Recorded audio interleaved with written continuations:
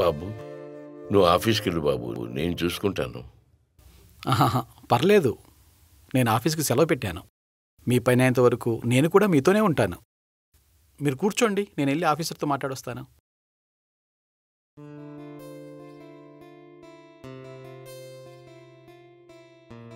నమస్తే సార్.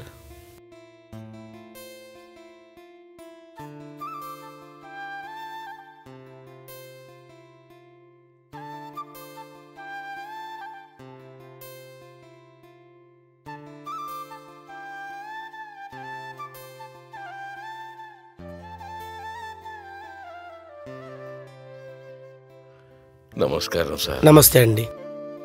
అంతా ప్రాసెస్ అవుతుంది. థ్యాంక్స్ అండి. అయ్యయ్యో,